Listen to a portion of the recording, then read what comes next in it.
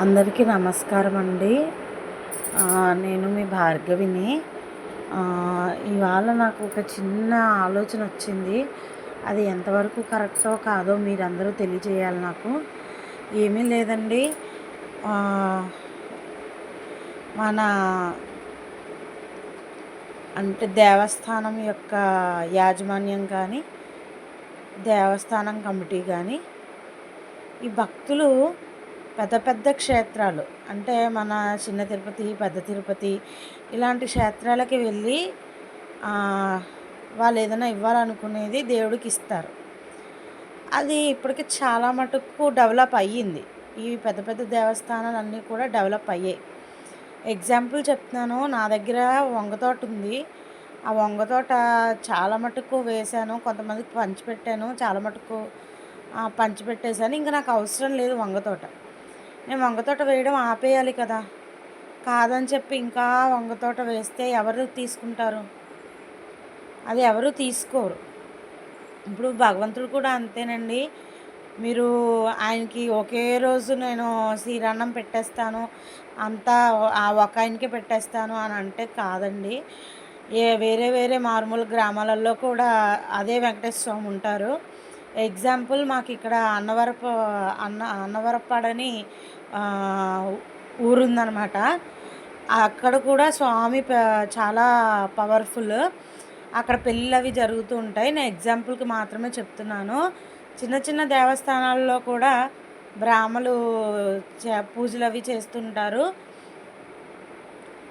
మీరు పెద్ద పెద్ద దేవస్థానాలకు వెళ్ళి ఇవ్వాల్సిందేదో ఈ చిన్న చిన్న మారుమూల గ్రామాలలో కూడా ఇచ్చి ఆ బ్రాహ్మణునికి కాస్త ప్రోత్సాహం అందించాలని కోరుకుంటున్నాను. అప్పుడు ఏ బ్రాహ్మణుడు కూడా బీద బ్రాహ్మణుడు అనేవారు ఉండరు. ఇది ఒక చిన్న కోరిక మాత్రమే. ఇది నాకు అమ్మవారే మరి ఇలా పలికిస్తుందో ఏమో తెలీదు. నిన్న రాత్రి నుంచి నేను దీని గురించి బాగా ఆలోచించాను. నేను ఇంగ్లీష్లో కూడా దీని గురించి చెప్పి క్యాప్షన్ పెట్టాలని అనుకుంటున్నాను. ఎందుకంటే ఇది అందరికీ ఉపయోగపడే క్యాప్షన్ కాబట్టి. ఇప్పుడు బ్రాహ్మణుడు అనేది బ్రాహ్మణం అనేది పంతులు గారు అనేది ఒక అడిగే ఇది కాదనమాట. ఇప్పుడు డాక్టర్ అనుకోండి, ఫీజు పెడతారు బయట. ఎంత మీరు కార్డు రాయించుకోవడానికి 500 అండి, లేకపోతే 1000 రూపాయలు అండి అని చెప్పి ఫీజు పెడతారు. ఇది ఫీజు పెట్టేది కాదు ఈ వృత్తి.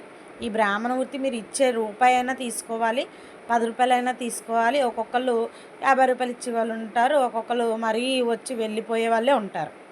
వారు ఎంత ధనవంతులు అవ్వనివ్వండి, 1 రూపాయి మాత్రమే వేస్తారు. అది కూడా గుళ్ళో పంతులు గారు ఉంటేనే ఇస్తారు, లేకపోతే ఇవ్వరండి. ఇది నేనేమి ఇది చెప్పట్లేదు, ఇది నిజంగా జరుగుతోంది, అందుకే చెప్తున్నాను. పైగా ఎంత గొప్పవాళ్ళంటే చిరిగిపోయిన కాగితాలు, మారని కాగితాలు, మారని బిళ్ళలు పట్టుకొచ్చి వేస్తున్నారు. తప్పండి, అది చాలా తప్పు. మిమ్మల్ని భగవంతుడు ఎప్పుడు ఏమీ అడగలేదు నాకు ఇది పెట్టు. ఆయనేం శాడిస్ట్ కాదు. ఆయనేమీ శాడిస్ట్ అయితే కాదు. నువ్వు ఇది 100 రూపాయలు ఇస్తే నేను నీ కుటుంబాన్ని చూస్తాను అని ఎప్పుడూ ఎక్కడా భగవంతుడు చెప్పలేదు. భగవంతుడికి మధ్యలో మీడియేటర్ అంటూ ఓ పంతులు గారు ఉన్నారు.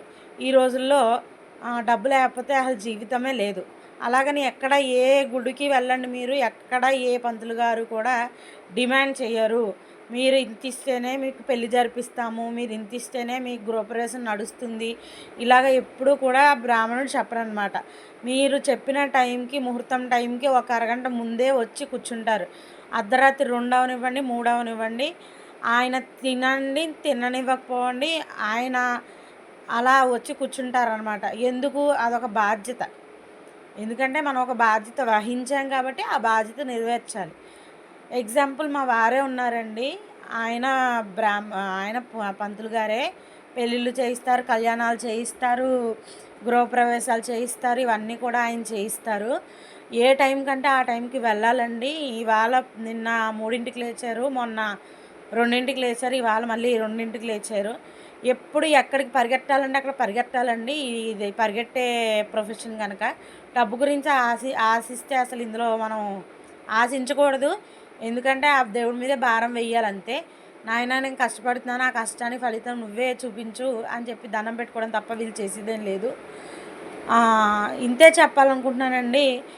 ఎందుకంటే మారుమూలలో ఉండే గ్రామాలలో ఆ దేవుడిని కూడా మనం అందరం అక్కడుండే శివయ్యే ఇక్కడ ఉంటారు, ఇక్కడుండే శివయ్యే అక్కడ ఉంటారు. మనం భావించడం బట్టి ఉంటుంది, మన ఆలోచన విధానాన్ని బట్టి ఉంటుంది. దయచేసి ఎవ్వరూ తప్పుగా అనుకోవద్దండి. నేను మాట్లాడిన మాటల్లో ఏవైనా తప్పు ఉంటే గనక నన్ను క్షమించండి. నేను ఇప్పుడిప్పుడే నేర్చుకుంటున్నాను. ఇవన్నీ మాటలు కూడా నేను నా సొంతంగా మాట్లాడడం అయితే కాదండి.